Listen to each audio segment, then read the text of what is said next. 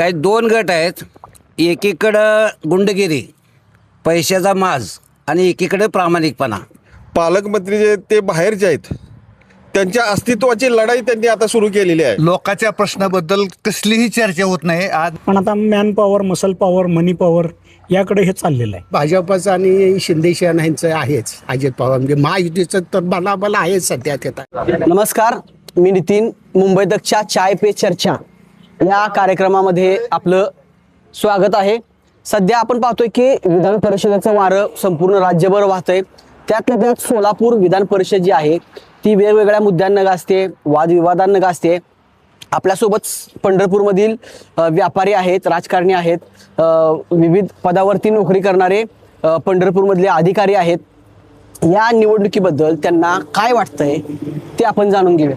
नमस्कार काका, तुमच्यापासून सुरुवात करतो.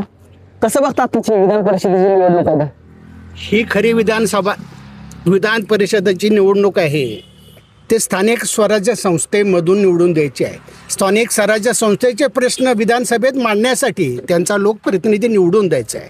खऱ्या अर्थानं त्यांच्या प्रश्न मांडणारा लोकप्रतिनिधी त्या ठिकाणी जायला पाहिजे, हे आमची अपेक्षा आहे.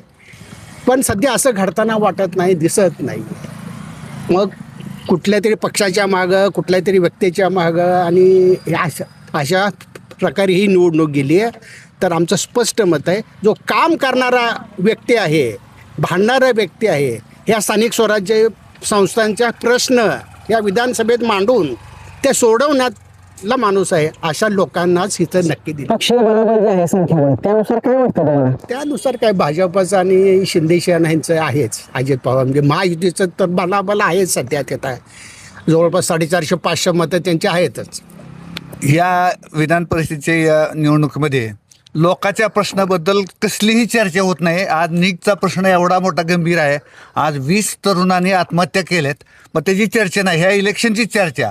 तुम्ही काय करणार आहे हे कोणी स्पष्ट सांगतच नाही. आणि आज तरुण भरकटलेला आहे आणि त्याच्यावर तुमच्याकडे कुठलंही सोल्युशन नाही. एवढं माझं मत आहे. तुम्ही काय सांगा निवडणुकीबद्दल? तुम्हाला काय वाटतं? काही दोन गट आहेत. एकीकडं गुंडगिरी, पैशाचा माज आणि एकीकडे प्रामाणिकपणा. तर जे 616 जे मतदार आहेत ते, जरी ते आम्हाला मतदानाचा अधिकार नसला तर त्या सगळ्यांना निवडून आम्हीच दिले, सोलापूरच्या जनतेने दिले. सगळ्या जनतेचा विचार करून प्रामाणिक माणसाला संधी द्यावी असं आम्हाला वाटतं. हे सांकेतिक आहे, ज्याने ऐकल त्याला हे लक्षात येईल. मी वैयक्तिक बोलायची आवश्यकता नाही. आतापर्यंत तुम्ही अनेक निवडणुका पाहिल्या असतात, काय या निवडणुकीकडे तुम्हाला काय वाटतं? आपण सामान्य मतदारांनी अतिशय सुज्ञ अशा या सदस्यांना आपण निवडून दिलेलं आहे. वास्तविक पाहता ते सार्वजनिक क्षेत्रामध्ये, सामाजिक क्षेत्रामध्ये काम करणारी मंडळी आहे.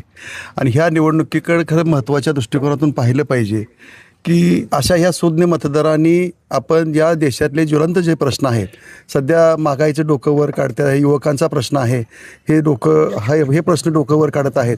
तर त्या दृष्टिकोनातून त्याच्याकडे बघण्याच्यासाठी म्हणून आज ह्या निवडणुकीमध्ये त्या उमेदवारांनी अमक्या पद्धतीनं आम्ही काम करू, तुमचे महत्त्वाचे प्रश्न आम्ही उचलून धरू, अशा पद्धतीनं हे कुणी बोललं जात नाही.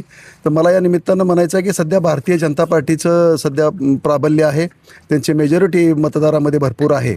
तर त्या दृष्टीनं सध्या घोडेबाजारी होण्याची शक्यता आहे. आणि प्रत्येक उमेदवार हा डायरेक्ट जाऊन मतदारांच्या घरी जाऊन भेटतो आहे. पण सामान्य जनतेपर्यंत सुद्धा पोहोचलं पाहिजे की आपण ह्या मतदारांना कुठल्या पद्धतीचं तुम्ही आश्वासन दिलेलं आहे आणि त्या मतदारांनी तुम्हाला का मतदान किंवा मला मतदान का करावं, अशा पद्धतीची भूमिका ही उमेदवारांनी सुद्धा या ठिकाणी मांडली पाहिजे. त्या दृष्टीनं सामान्य माणूससुद्धा तुमच्या पाठीमागं उद्याच्या भविष्याच्या दृष्टिकोनातून उभा राहील असं मला या ठिकाणी वाटतं. सध्या निवडणुकीमध्ये आरोप प्रत्यारोप सुरू आहेत, जोरात भाषणं सुरू आहेत. काय वाटतंय तुम्हाला?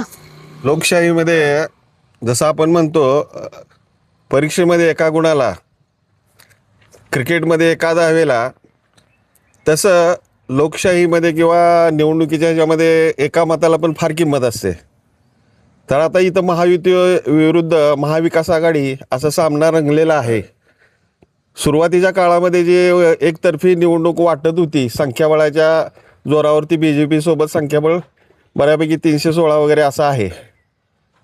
तर ही गुप्त मतदान जरी असलं तर हे लोकप्रतिनिधी आहेत, हे राजकारणी माणसं आहेत, लोकांनी निवडून दिलेली माणसं आहेत, अतिशय हुशार सगळे मतदार आहेत. त्यांना आपल्या भागातले दोन्ही उमेदवार सोलापूर जिल्ह्यातलेच आहेत, परंतु आपल्या जिल्ह्यावरती पालकमंत्री जे ते बाहेरचे आहेत, त्यांच्या अस्तित्वाची लढाई त्यांनी आता सुरू केलेली आहे. त्यांचं जे काय पक्षाचं ध्येय धोरण जे आहे ते ध्येय धोरण ते सोलापूर जिल्ह्यातल्या इथल्या राजकारण्यावरती लादण्याचा प्रयत्न करतायत.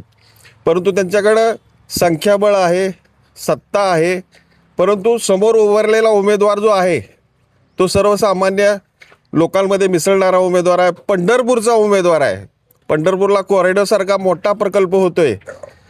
प्रशांत मालकांची जरी संधी हुकलेली असली तरी वसंत नानाच्या स्वरूपात पंढरपूरला चांगला प्रतिनिधी मिळवण्यासाठी या विभागातील पंढरपूर, सांगोला, माळशिरस, माढा, मोहोळ या भागातील जे काय नगरसेवक आहेत, जिल्हा परिषद सदस्य आहेत, नक्कीच नानाच्या पाठीमागे राहतील असं मला वाटतंय.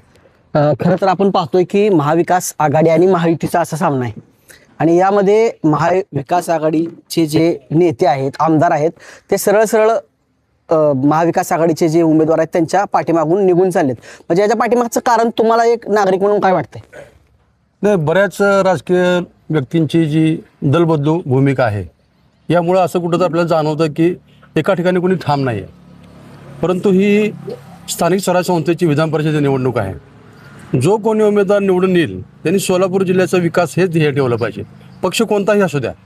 परंतु सोलापूर जिल्ह्यामध्ये पाणी प्रश्न बिकट आहे, रोजगाराचा प्रश्न बिकट आहे आणि महत्त्वाचं म्हणजे पंढरपूर, अक्कलकोट, सोलापूर, बार्शी, मंगळवेढा या ठिकाणी आध्यात्मिक क्षेत्र आहेत. या आध्यात्मिक क्षेत्रांचा विकास झाला पाहिजे, त्या माध्यमातून अधिकाधिक पर्यटन वाढलं पाहिजे. हा विचार येणारे जे संभाव्य आमदार आहेत त्या आमदारांनी करावा या निमित्त मला असं वाटतं. काका तुम्ही?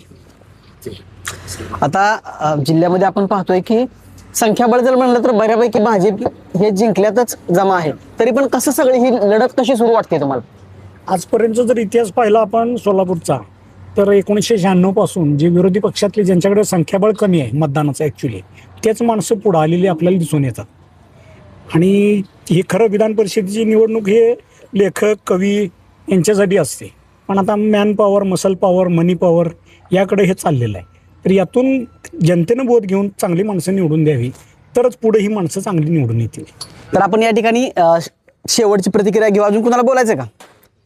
शेवटची प्रतिक्रिया घेऊ. काय तुम्हाला हे सगळं आता जी निवडणूक सुरू आहे त्याबद्दल काय वाटतंय तुम्हाला? या निवडणूक प्रक्रियेमध्ये आपण निवडून दिलेले लोकच त्यांचा प्रतिनिधी निवडणार आहेत, परंतु त्यांनी निवडून देताना असा विचार करावा की ज्यांनी राजकारणात साधनसूचिता वापरून पुढे गेलेला आहे अशा व्यक्तीलाच त्यांनी पाठिंबा द्यावा किंवा त्याला मतदान करावं, म्हणजे पुढची कामं सुकर होतील. फक्त पक्षाचा किंवा याचा विचार न करता, पार्टीचा विचार न करता अक्रॉस पार्टी लाईन विचार करून मतदान करावं. म्हणजे आमच्या सोलापूर जिल्ह्यातील जे लोकप्रतिनिधी आहेत स्थानिक स्वराज्य संस्थेचे ते सुज्ञ आहेत असं आम्हाला जाणवेल.